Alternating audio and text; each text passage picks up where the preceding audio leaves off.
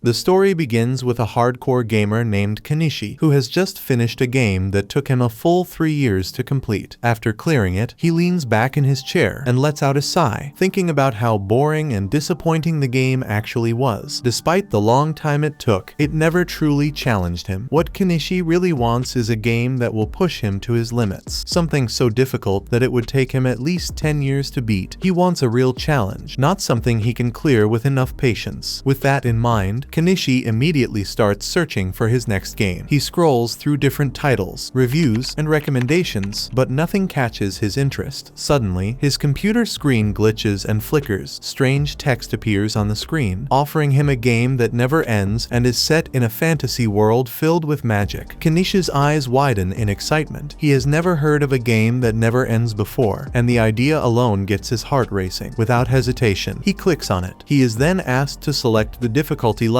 The options range from easy mode to hard mode, which already seems standard and uninteresting to him. However, as he scrolls down further, he notices an extra option at the bottom called Hell mode. This is something he has never seen in any game before. His excitement skyrockets as he realizes that this might finally be the challenge he has been looking for. Without a second thought, he selects Hell mode. Next, he chooses the Summoner class and confidently clicks the Start button. The moment he does, something strange happens.